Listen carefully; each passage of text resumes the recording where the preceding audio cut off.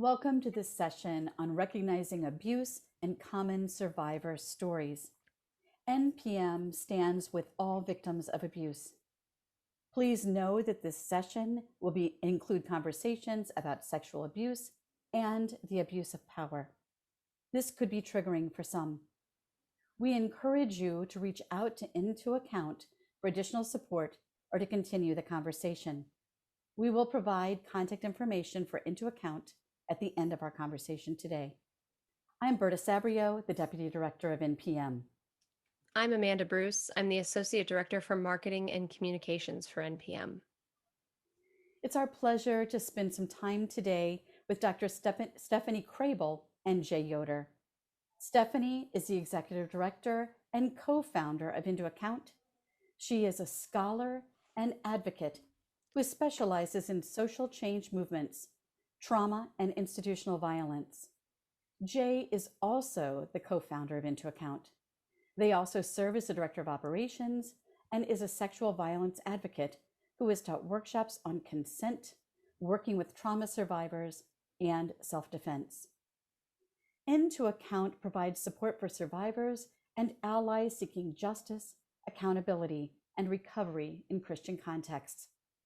We are so happy to have you both with us to discuss these very sensitive yet important topics. Can one of you tell us a bit about the mission of Into Account and how it came to be? Go for it, Jay. Sure. So Stephanie and I have been doing advocacy for survivors in Christian contexts already. We were trained actually by SNAP, Survivors Network of People Abused by Priests. And we realized, one, that I already had some nonprofit expertise, and we wanted to be more than just I shouldn't say just, but we wanted to be more than a survivors network and actually provide some direct services. And Stephanie had expertise in social movements in Christian contexts in particular. And so we joined together and began our first advocacy cases and, filed for nonprofit status and started that way. Our mission is to support people specifically in Christian contexts. What we know about survivor services is that in this country, they're still mostly based geographically. So if you want an advocate, you need to look for someone who's near you, but they might not have expertise in your cultural context. Sexual violence and different kinds of abuse show up differently in Christian contexts because of the different power structures and theology and cultures that we have. So we wanted to show up for people who experienced violence in Christian contexts with our expertise in those areas, sort of regardless of, we show up for any survivors, whether they are still deeply faithful, whether they're questioning their faiths, or whether their experiences with violence have led them out of their faith. But our key component is that we show up in ways that support and understand the specific things about abuse in Christian contexts. We should also say that we met because I was trained as an ethnographer. My PhD is in American Studies, which is a very power-focused study of American history and culture. And my work was on justice movements, particularly LGBT justice movements in church contexts, with a focus on the intersections of social justice movements and abuse. And Jay was one of the people who I met in the process of researching my dissertation. Jay was one of the subjects of my dissertation. And at the end of that, after I got my PhD, I was like, I think I'd rather work with this person than get an academic job. So that is also part of our history. Well, thanks to both of you for creating this incredible nonprofit and supporting victims and survivors. It's such an important issue, and I really believe it needs to be addressed. And to be so supportive of people that are afraid to come forward is such a great gift. So thank you both so much for that. Okay, let's get into some questions. Hopefully we'll have some good answers and good conversation. So this is one that we hear a lot from people, and I think it's so important. Why do you think abuse is so often unreported? And then why is legal recourse rarely pursued? That's a great question. So, especially because we're often talking about Christian contexts here, most survivors know their perpetrator, their abuser. It's often a friend, a family friend, a relative, a leader in the church, a coach, someone who is known to them, because people who engage in abusive behavior target people who are in their circles. So it can be really complicated, a complicated mixture of emotions and confusion about how to respond when someone that you trusted for a long time betrays that trust. And then maybe your family or your friends or your community members still trust that person. So now you have to decide if you're the person who breaks that trust for everyone else. And that's a big burden to carry. And then there are lots of examples of people not being believed when they come forward. And so then you also maybe wonder, will people believe me over this person who is maybe loved and respected and trusted in my community or in my family? And then sometimes people blame themselves. And so they might not want to come forward because they blame themselves. They're afraid other people are going to blame them too, because they trusted the person enough to get close enough that they were targeted then for abuse. So those are a few of the reasons. Stephanie, I don't know if you want to speak to some of the legal recourse question as well. Yeah. Well, the legal question is one that we get a lot, and there are a lot of different ways to answer it. But one of the big ones in the United States is statutes of limitations, which there are a variety, there are many, many different categorizations of sex crimes. And some of them, there can be different statutes of limitations when they're minors as opposed to adults. What you can generalize, and different statutes of limitations in different states, what you can generalize is that in the United States, they are really astoundingly short. And for instance, with child sexual abuse, it is the norm, unfortunately, it is the norm for people to not come forward for decades because of the culture of denial and all the cultures of silence that we have. By the time people come forward, the statutes of limitations tend to be expired. This is something that we encounter at Into Account all the time.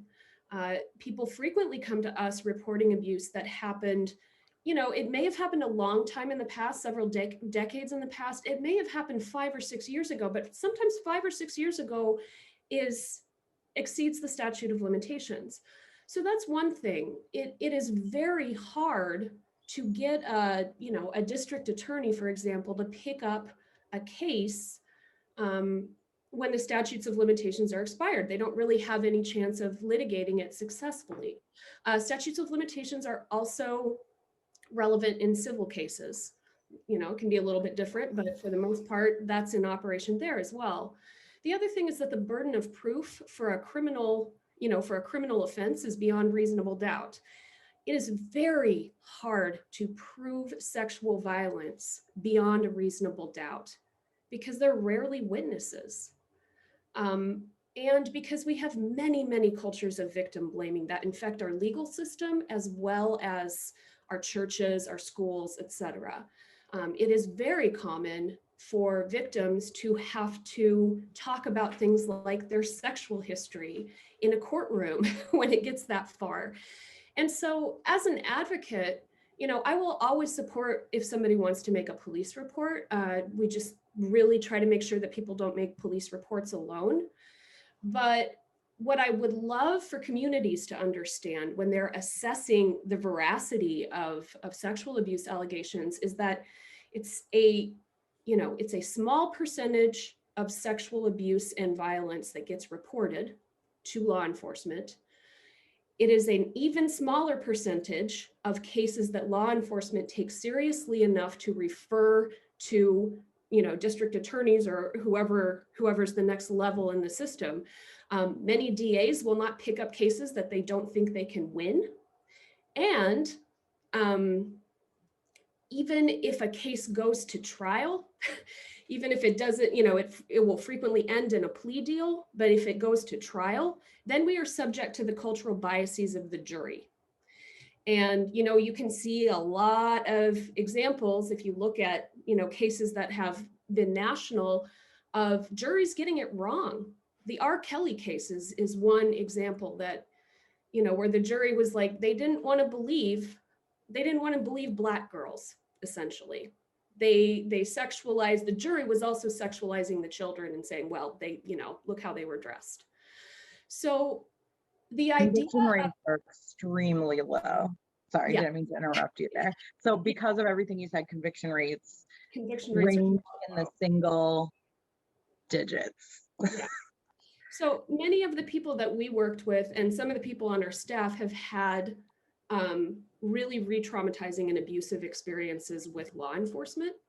And we really do everything we can to prevent that from happening, in part by making sure people have advocates when they go to talk to law enforcement. But we have to get away from the idea of the legal system as an objective arbiter of what abuse is and isn't real. Because if we do that, if we rely on that, the legal system we will be still dealing with lots of abuse, which is what we're doing,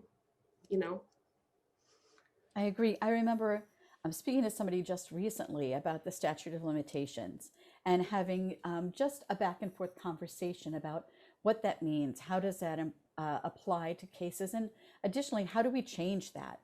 But our conversation went to how many of these situations are repressed memories. Something happened to you and you kind of put it out of your mind to protect yourself or for safety. And then additionally, with children, not recognizing because of their inexperience in life that that was not normal behavior. And it isn't until they become an adult or have a different relationship, especially sexually, that they realize, oh, wait a minute, that wasn't right. That wasn't normal. That person I trusted shouldn't have been touching me that way. I think that those things are the most upsetting because, especially as women, I think unpleasant things we push to the back.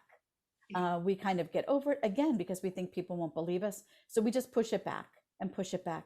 So that statute of limitations, I think, is so offensive, particularly in those kind of cases. Mm-hmm. Yeah, absolutely. Yeah, I absolutely agree. And, to speak to what you're talking about, I often talk about it as, you have to shift from seeing someone as a trustworthy person, maybe a family member, maybe someone important to your faith, from seeing them as this good, supportive caretaker or, supportive person in your life. You have to shift from seeing them like that to seeing them as a violent predator, which is a shift in the mind that is incredibly hard to make, almost never happens while the abuse is happening, and sometimes takes years or decades to fully grapple with that someone who should have been your supporter, your caretaker, your spiritual caretaker, whatever it was actually, systematically targeting you for harm. That's just a really hard mental transition to make. And I think that's something that people who maybe haven't experienced it don't understand, how hard it is to go from seeing someone one way to seeing them as the opposite. I think that's actually a great place for us to transition to the next question that I have. And I'd also like to start by addressing, of course, how this conversation came to be. Let's be honest, is that, of course, we are here today and we are connected together because of the allegations against David Haas.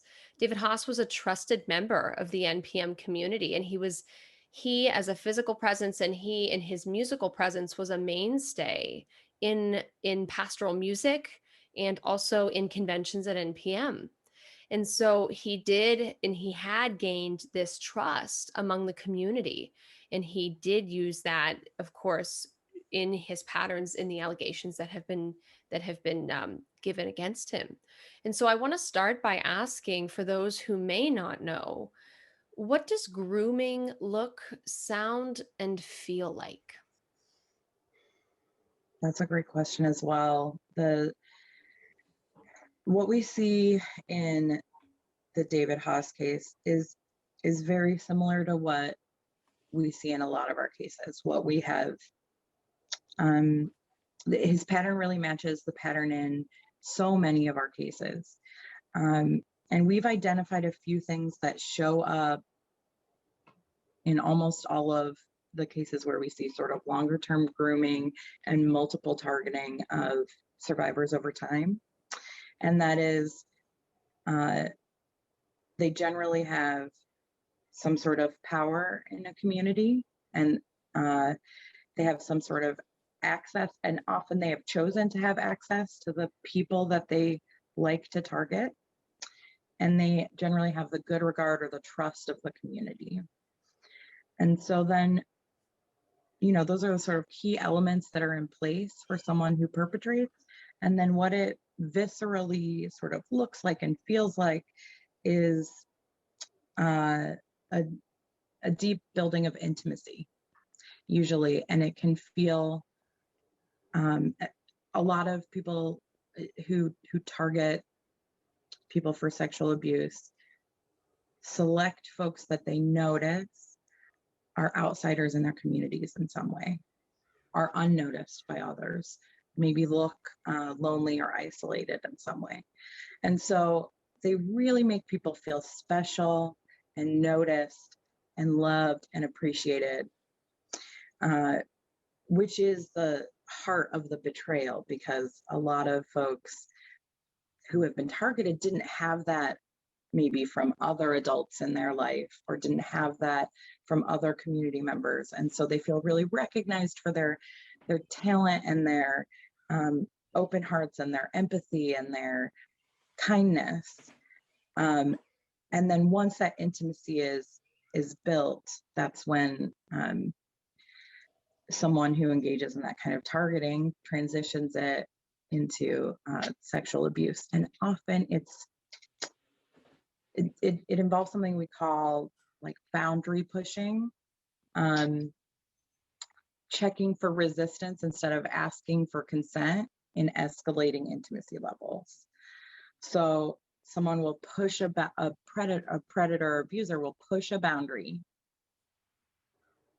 And if they notice that they can push past one, then they'll push past another one, and they'll keep building those transgressions. And they're small at first. They're things we would all maybe give 1 or 2 or 3, or, we would allow to happen, because it's maybe just, oh, well, now he's talking about my physical appearance a little bit, and I don't quite like it, but it's not all the way across the line in a way that I can immediately recognize as abuse. And it's sort of that, the lobster in a pot analogy, or the frog in the pot analogy that people use sometimes, of the water's getting warmer and warmer and warmer, and you don't notice until it's boiling. And that's why grooming is so insidious, because it's not, it doesn't just go from, oh, hi, how are you, to I'm going to violate you in very significant, visible, obvious ways. It goes from, hi, how are you, to, you're looking really beautiful, and you have sometimes it's spiritual, so like, yeah, I really see the light of God shining in you today, right? And then it moves and escalates until you look around and really are uncomfortable with what's happening. And then that's where the self-blame comes in, because you think, how did I let it get here? When in reality, the person responsible for taking it there is the person who did it. I don't know if you have anything you wanted to add, Stephanie. Sure. I mean, that's, as you were talking, I have most of the advocacy involved with the David Haas case, I've been doing with support from my colleagues, but I've been the main point person for most of the survivors. And so as Jay's talking, I'm thinking of so many different individual stories. Just there's one of the things, so first of all, I think a lot of people are probably were wondering, how did this very small organization, nobody in our organization is Catholic either. Like we, even though we had lots of, like our training was kind of within Catholic and ex-Catholic contexts in some ways. I mean, our sort of initiation into the world of survivor advocacy, nobody on our staff is from Catholic background. Sometimes parents, but not us. And I think one of the things that made Into Account end up being the organization that survivors started coming to was our sort of outsider status. I think the fact that we're outsiders is key, because, you know, one person who was at the end of their rope had a friend say, you know, I know about this organization. I have some friends who have used it before. You might try them. And that's how it started. You know, that one person was like, okay, I don't know what else to do, because, you know, people aren't taking this seriously. And then, you know, that person told a few more people. Eventually we got to the point where we had seen enough that we knew something huge was here. Because, I mean, we deal with predatory patterns all the time. So it wasn't really a question of, oh, is this group of people, you know, are they making this up? It was like, oh, this is what's happening. Okay. And we knew, based on what we had learned, that there was no way it was just these people who were talking to us. One really pivotal moment was when we contacted SNAP and we said, you know, we're not big enough to get very much recognition in these communities. We don't have reach in Catholic communities, but you have a national platform. Would you be willing to amplify this for us? And at that point, there was media attention. We got more and more survivor reports, and it just kind of built from there, because people found out, oh, this is the organization that people are reporting to if they were abused by David Haas. Okay, I'm going to report to them too. It was, you know, we have definitely worked on cases where there have been perpetrators with multiple victims who are all coming to us, but it was never at this volume before. And one of the things that, you know, we just slowly came to understand over time as we got more and more reports and we started putting more puzzle pieces together was just the sheer amount of time that he was getting away with this. And, you know, just for some brief perspective, like, you know, I don't think we need to dwell on the specifics too much, but you have a case within your community of someone who was never really held accountable by anyone. I mean, he had some moments of partial accountability, but mostly those moments taught him how to get away with it better. You know, the oldest report that we've gotten is from 1975. The victim was 12. David Haas himself was 18. Another report from 1979. That report is of rape, which Haas still denies. I just, so you know, without ambiguity, I know the victim, have spoken to her extensively, trust her, she's telling the truth. And then he's functioning as an independent contractor, essentially, for multiple organizations for decades. And so at the moment that something happens and somebody tells the person who they think might be able to do something about it, that person is like, well, you know, they may be sympathetic, but they don't know who to tell, or they don't think it's that big of a deal, or they're so invested in, or just so much a part of a culture where it's like, yeah, he's kind of like that. That's just him. You just have to get over that.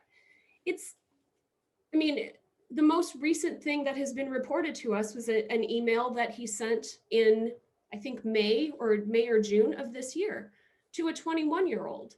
And it has all the classic indications of an attempt at grooming.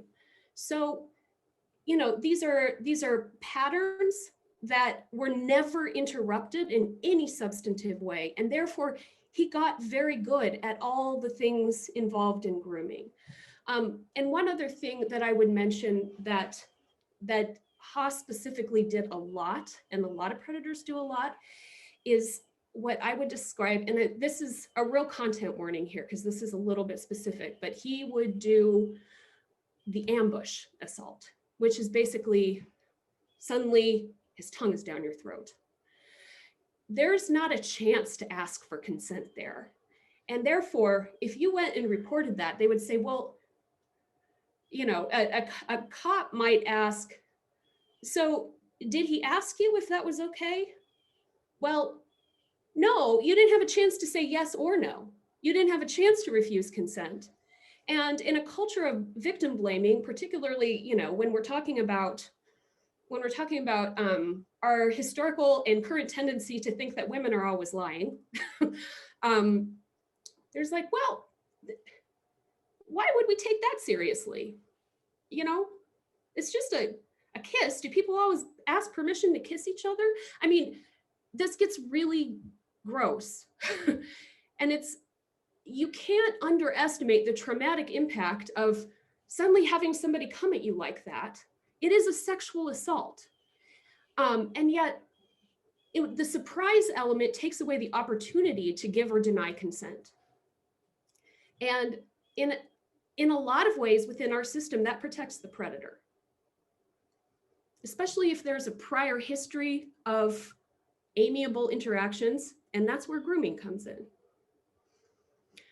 There are a lot of different kinds of patterns of abuse and assault that are when you get away with something for 4.5 decades, which is roughly the span of reports that we have.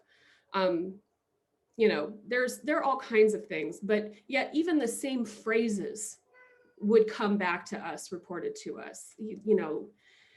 You're so special, you're so beautiful, phrases that we've heard from lots of different predators. I had women literally reporting like the same sentences to me. And that's just, it's just horrifying. It's horrifying to have heard something like that, to have maybe at that moment felt chosen and special by something like that, and then find out that's his MO. That's what he does to everyone.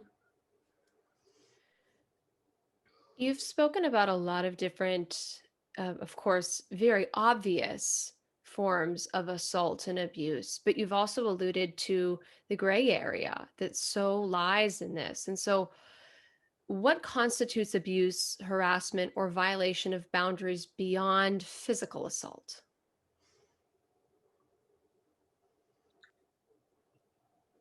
That's a great question. So I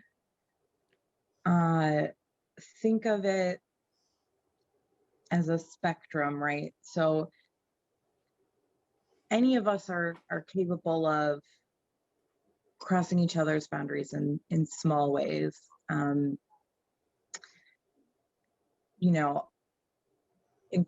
Increasing intimacy or connection at levels that don't feel comfortable to the other person yet, or presuming a deeper connection than there is. So I think it's important to think about how all of us communicate with each other, and to get and to start incorporating into our everyday relationships standard sort of consent checks, because I think part of what happens with grooming and with people who violate, people who move up to those like kind of stronger violations and obvious abuse, is that they take advantage of the fact that our culture has a lot of checking for resistance instead of asking for consent. So, things that constitute abuse or violation that might not be as obvious to people look like messaging someone you just met, 50 times privately on Facebook over the course of a week, right? And that's not violating a law, or, a lot of us maybe just think of it as a nuisance, but it's that kind of thing that tests someone's boundaries and begins to like build a level of depth to a relationship that maybe isn't appropriate for people who have just met each other. And that's something we saw in this case and that we've seen in other cases. And then there's using very intimate language with someone who you again have maybe just met. And in spiritual contexts, like I mentioned earlier, it can involve God, God really drew me to you. God is telling me we should be connected in this deeper way. God has ordained our partnership. God has ordained our friendship, our mentorship, our, whatever kind of relationship it is. And then another sort of layer is secrecy. We really have something special. I don't think we should talk about it to anyone else. This is really something that's just between us. Other people won't understand. Yeah, other people won't understand this connection that we have, or this, this thing that we're doing. And all of those, on their face, maybe don't seem as obvious of sort of violations, but it's that false intimacy that's built that then leaves people open to being targeted in ways that they themselves don't understand, that they themselves feel like they maybe participated in, and that they don't think anyone's going to believe them if they talk about feeling violated by it. We've had a couple of cases where someone that targets folks in their circles just met someone, then he bombards their inbox with messages. It was so great to meet you, calls their phone, maybe text, that whatever form of communication he gets, he uses. So he messages, and they don't quite know what to do with it because, again, he probably has power, authority, and trust from the community. So they're like, well, this is weird, but I should feel special that this important person is contacting me. So I'm just only going to answer every third time, instead of saying, hey, don't message me this much, it's weird, or reporting him to someone, like, hey, this guy won't stop messaging me. They sort of keep it to themselves and try to manage it themselves. And then that's the kind of boundary testing that then often someone who targets people will then escalate another time.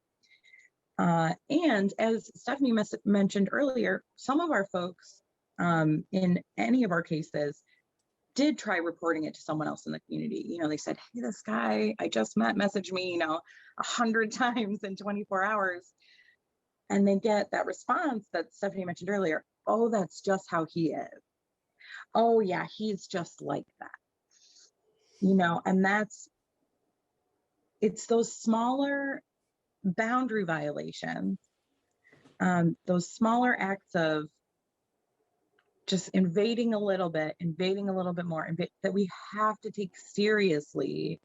If someone has a reputation of messaging every woman he meets 50 times in the first 24 hours a week, that's a signal that he doesn't have, at the minimum, an understanding of what appropriate professional or collegial or community relationships are. And if he doesn't understand those smaller boundaries, what's he going to do to bigger boundaries? And that's something I teach in self-defense as well. A lot of my examples in self-defense are about food, because I love food. And so there are things like, if I can't stand up to my roommate, my imaginary roommate, and tell them that I'm mad that they ate my chocolate cake, then how am I going to be able to stand up if someone crosses an even further boundary? And that's from the self-defense perspective, but I would say it the opposite way as well. If someone crosses my chocolate cake boundary over and over when I ask them not to, how can I trust them to respect my bigger boundaries? And we're not good as a culture or a community, and not just Christians, but this whole nation, at noticing when people are repetitive small boundary crossers. We don't take it seriously as something to then look and see if they're bigger boundary crossers. You know, if I continually am like, hey, stop messaging women 50 times every time you meet them, and some guy just can't, and he's just like that, we need to take second, third, fourth, and fifth looks at that guy. Well, and then also, like, just to add some nuance to that, like, that people who cross boundaries like that with ill intent, it's not that they don't know what's appropriate all the time. Frequently they do know what's appropriate. What they learn is what they can get away with. And what we see a lot with predators who have been getting away with it for a long time is that they learn how to build plausible deniability. So, you know, you might not message every woman that you meet 50 times in the middle of the night. You'll just do, you know, you'll make sure that there are some women who will say, well, he's never done that to me, so why would you believe that? It's abusers don't target everyone they meet necessarily. David Haas targeted an awful lot of people, you know, but I mean, having been through the sort of initial phases of disbelief with some of these survivors, you know, and some of the initial phases of disbelief persist. Not everyone believes them. But there's a lot of, you know, anything, when you're that skilled at being a perpetrator, you know, and I'm not just talking about Haas here, I'm talking about perpetrators in general. When you get that skilled, when you get away with it for that long, when you learn the culture around you and who are the people you can target, who are the people who won't be believed, when you get that good at it, you learn, you know, you don't have to admit something that you didn't get caught at. So you build in a lot of possibilities for plausible deniability. Oh, well, I never, like, you know, even just down to choosing what kinds of assaults you do. Because, you know, the pattern that I talk about a lot is the pattern of predators who target children, sometimes in their teens, get to know them, and then when they know that legally it will be easier to have sex with them without it being statutory rape, that's when it starts. It is that is a form of building plausible deniability. Well, yeah, I mean, we texted when she was 14, but we were just texting. I mean, are you gonna like, so it's things like that. Like, it's not just that predators don't know boundaries. It's that they learn boundaries and then figure out which ones they can break and who will not have the resources to resist that. Stephanie, I think that's such a really great point. And and a lot of times when things are happening to you, you don't recognize the signs. You just don't. You do think, I mean, in the beginning, it's kind of like, wow, he noticed me or they noticed me, which is great. And I think that one of the things in my own life that I've looked back and realized that almost every event was initiated by the perpetrator. You know, they wanted to hug me. It was, you know, when you see a friend that you've missed and you want to be close to them, both people hold up their arms. Both people initiate that contact that's safe and not scary and not offensive. But when you have these things like messages and physical contact that are initiated by the perpetrator, it's so rare, I think, that you recognize that that's not appropriate. And it isn't until you think about it and look back that you think, I did feel attacked. I didn't feel like my personal space was being respected. And I think that that's unfortunately another one of those things that we look back at and realize that it was not right. Look back at and realize that we were being targeted, that we were being groomed. I think that that's so hard for women, because we're even taught not to trust ourselves, not to even trust our initial response. So I think that that's really hard for us and something we're trying to break out of. Yeah, well, and then then what kicks in is, well, she didn't say she had a problem with that. And then that becomes part of the plausible deniability, if you will. I mean, maybe so other people are like, well, he said, I mean, you can't expect him to read her mind, blah, blah, blah, blah, blah. Those are scripts that perpetrators get to know really well. And we all recognize them being, acculturated in women's bodies in this culture. We all recognize those patterns. Yeah. Actually, that's actually a great transition to my final question before I hand it back over to Berta. Does unaddressed racism, sexism, and other affronts to human dignity create an environment where abuse can happen, be ignored, or explained away? Do you think that those are some of the factors as well? Yes. One of the biggest things that I think is an underlying factor is that any of those isms sort of mean that, so for example, sexism assumes that women are not experts in their own experiences, right? Right. Women say a thing happened, and then men say, well, did it happen this way? And did he do this? Did this follow up? And then decide if what they just described of their own experience is believable and true. And that specter hangs over how we negotiate our own experiences in lives and how we share them with others, and whether we feel safe or like we'll be believed when we talk about what we ourselves have experienced. So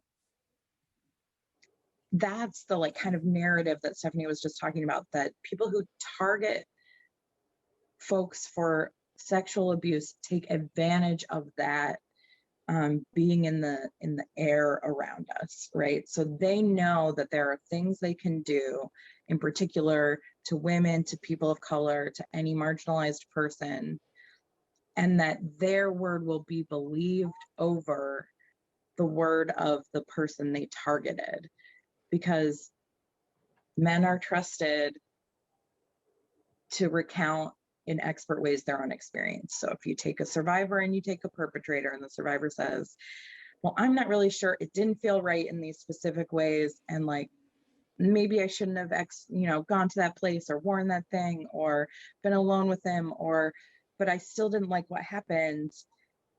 And he's allowed to say, this was absolutely misinterpreted.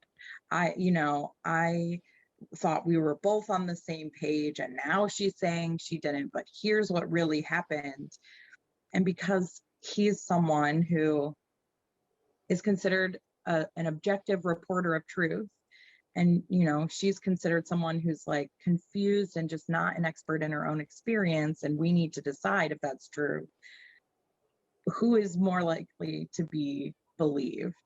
And so he's able to take advantage of that without even necessarily consciously knowing it, just knowing that, as Stephanie was saying, that he gets away with it. What can he get away with? What can he do that doesn't result in consequences? And then he'll do that again.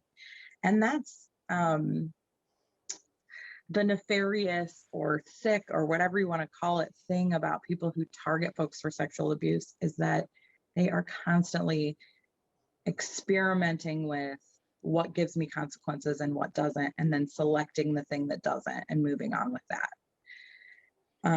And so that's how they're able to test against racism or sexism, or that's how people learn to target the most marginalized folks, because what they learn is, I can get away with it more if it's women. I can get away with it more if it's this kind of woman. I can get away with it more if it's this kind of child. I can get away with it more if it's this marginalized person. And so those different kinds of discrimination enable violence in a particular way because of the ways that we do and don't believe people about their own lives and experiences. Yeah, and I mean, if you think about in the United States, just if we want to keep the focus there, like how people of color are not trusted as narrators of their own experiences. I mean, we see this come up every time there's public recognition of police violence against African Americans specifically, and we see how white people gaslight African American victims of police violence out of their own accounts. Oh, well, no, if you just did this, I mean, how I would do this, and then this wouldn't happen to me. I mean, we know these are similar patterns, and depending on how much power and privilege we have, we can all participate in them, which is you are somebody who can't be trusted as an authority about your own experience. And so I am going to tell you what your experience actually was. And particularly if you're somebody who has experienced it being marginalized from, in multiple settings, for multiple parts of your identity, you kind of have to pick and choose when you're going to defend yourself, when you're going to say, no, my account of what happened to me is real. And that is perceived as difficult and aggressive and is not welcomed, particularly into predominantly white, male-dominated communities. It's the same for people with disability, and sometimes disability is recognized and sometimes it's not. We can also talk about how many people, we could talk about a culture such as NPM, which is Catholic. Officially, the Catholic Church is not welcoming to LGBTQ people.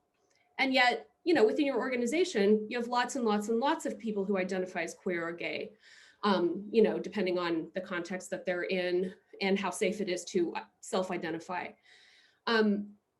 So there may be acceptance and tolerance in one setting, but when you carry a marginalized identity, you also know there might be another setting where, straight white male power really kicks in, and I'm not going to be trusted as a narrator of my own experience anymore because the stakes of power are higher. I might really disrupt the way things work. So, you pick and choose when you're going to stand up for yourself. You choose your battles, and if you're multiply marginalized, this is what intersectionality is about. When you're multiply marginalized, sorry, you are seen as less credible by a society that trusts white men as the arbiters of objective truth. So that is absolutely in play in cases of sexual abuse. Absolutely. Thank you for both of you for taking the time to unpack this particular question, because I have never heard it explained so well. So thank you. Thank you for doing that. I appreciate that. Yeah. I think, Stephanie, to your point, that in our church and society at large, there have been so many reports of abuse, many, many of them validated, more unfortunately being validated every single day. So the amount, not just in the music world, but even within our own church and throughout society, we're hearing more and more. I think that women are becoming more confident, especially safety in numbers, to tell our stories. So the people that are coming forward, I think, are really heroes to be able to bring that up. But I think it's so difficult for us.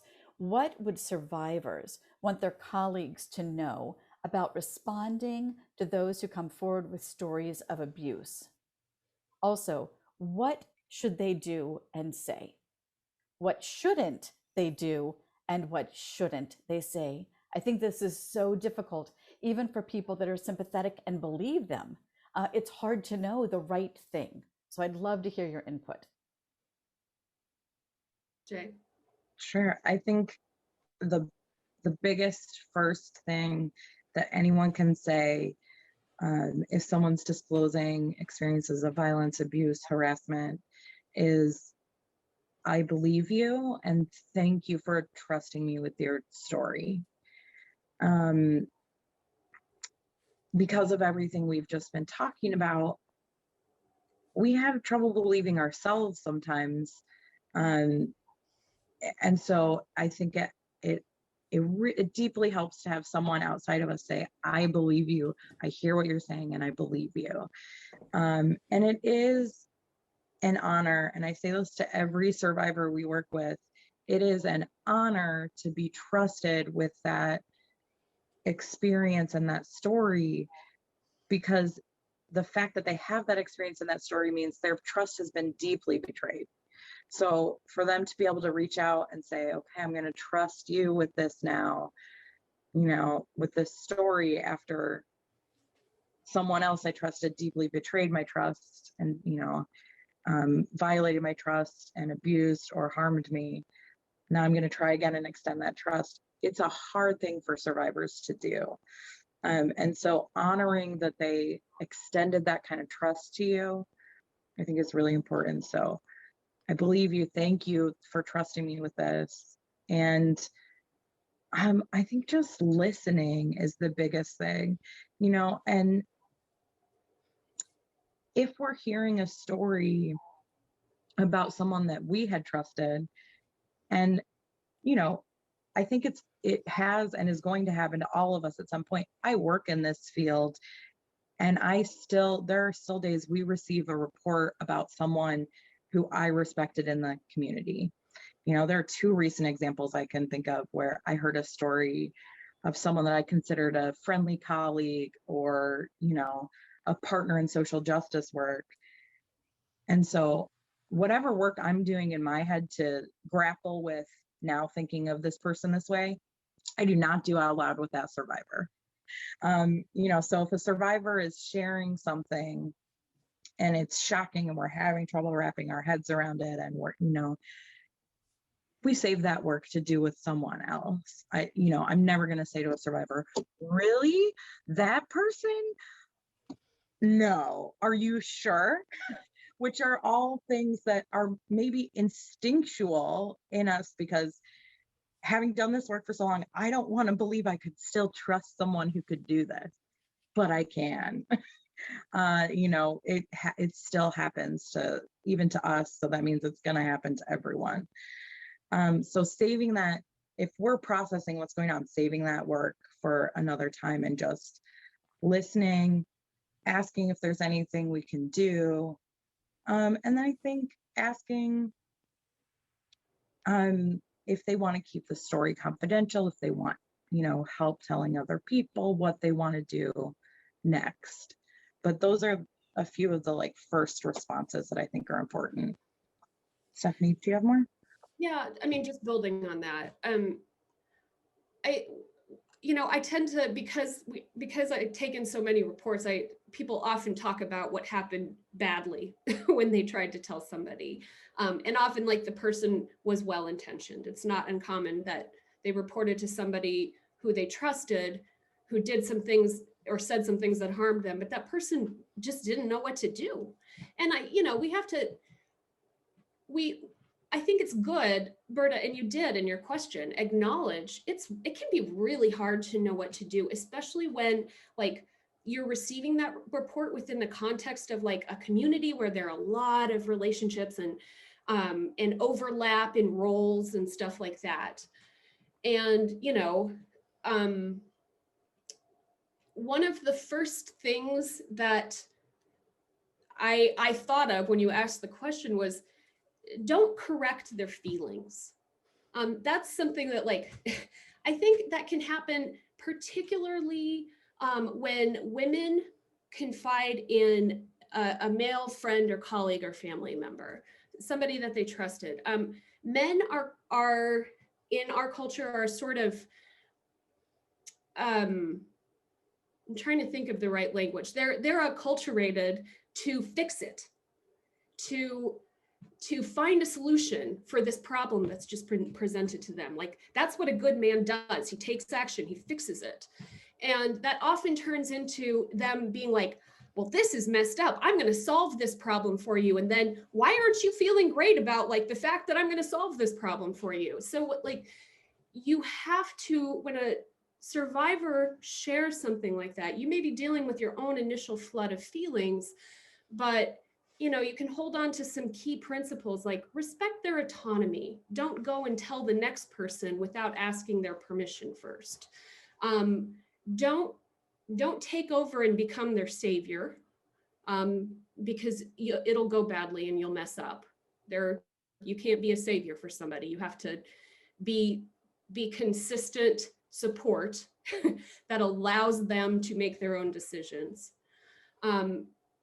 And don't try to impose well, I mean, you seem to be doing pretty well now. What can I help you do to get closure? Closure is a word that I lots of well-intentioned people say it to survivors, and I would love to encourage people to move away from the word closure, because we have this notion in our society that trauma is a linear thing, that, you know, you do your healing and you do your process and then you have closure, or you get the perpetrator to apologize and then you have closure. Well, no, it doesn't work that way. Trauma does not work that way. Like, there are stages of healing and you can get a lot more resilient, but imposing your own idea of what their emotional timeline should be, that's something that you really want to stay away from when survivors are confiding in you. If they sound agitated, if they're angry, if their emotions are too big for your comfort, just breathe. I don't know. I feel like Jay and I could probably talk about just this question for hours. So long. Yeah. And maybe that will be a good follow-up, you know, I mean, to continue this conversation, especially on this particular question, like you said, because I will admit, as someone who wants to help, I think especially we want to help, we want to take action when someone that we care about is hurting. And so it is personally for me a very good reminder to when a situation, or if a situation would come up like this in the future and someone were to share a story of abuse with me, the most important thing that I can do is to simply say, I believe you, is to simply let them speak and not project like you said, not project my processing, my feelings about the situation onto them, and allowing them a space to share what they have probably worked very hard to share with. And so it's a great reminder for me. And like you said, maybe this would be a good one to have in the future, and to have another dialogue on this particular subject. Well, and I think also it plays into a question that is really relevant to the NPM context, which is, you know, many of the people who received, I'm not trying to give anyone a free pass, because there was a lot of negligence and a lot of gaslighting and a lot of not believing women that happened to get these communities to where they are with David Haas specifically. But one of the tensions that comes up in what we just said and what you just said is also when you receive a report and you know that this person is still operating in this community and they are a danger, but the survivor that you are talking to doesn't want you to say anything because the social consequences of saying something for them will be enormous and punitive potentially and career damaging. That is a question that like it's really hard to answer on an individual level. Like we start with basically like you have to respect survivors' autonomy. You can't do something without their permission that is going to blow up their life. At the same time, when collective knowledge is building that somebody is a problem, we have to have like cultural practices and policies and structures in place to address that aren't only the legal system. It can't all just be the legal system, which is why, you know, that speaks to the fact that David Haas got away with this for so long, in part being an independent contractor. There was a culture that enabled the abuse, and then there was a lack of any structures in place to receive reports of abuse that would be properly contextualized. So I know that I spun out a little bit there, but I just wanted to acknowledge, like, a lot of people, I think, will listen to what we just said and say, well, okay, but survivors are mad at me because I didn't tell anyone. And now you're saying that I shouldn't tell anyone unless survivors want me to. It's tough. It's tough. I mean, there is a lot of individual culpability to go around for sure. But also, like, it's a problem that we have to deal with collectively. And that's where we always say, if you receive a report, immediately turn to an expert outside organization. We volunteer, we have other ones we can refer people to, but we can help navigate how to respond to someone who has become a problem, but that survivors don't necessarily want their individual story out yet. And there are ways of doing that, because we're almost never the right expert for our own context. You know, when we receive that report, we're connected in ways that create a conflict of interest for us to be the ones trying to figure out how to handle it. You know, I worked at a previous agency, and I am a sexual violence expert, and a colleague and friend of mine was reported as someone who had targeted another woman in the organization. So my organization turned to me and I said, nope, you know, I'm friends with this guy and I don't know how to navigate this. And so we're going to call in this other outside agency and they'll come help us. So, you know, even who I could help someone else do it, was not the right person to navigate my own organization through that same thing.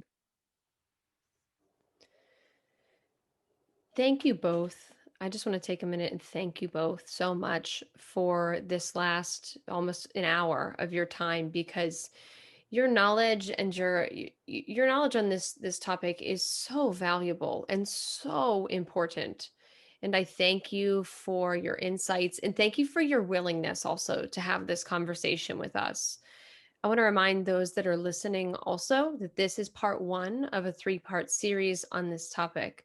And so I encourage you to view NPM's sessions 2 and 3 in this series. And like I said, like Berta said at the beginning, NPM stands with all victims of abuse. If you would like more information about Into Account or would like to contact them yourself, their website is intoaccount.org. Again, that's intoaccount.org. Stephanie, Jay, thank you for your time today. Thank you so much for having us. Yes.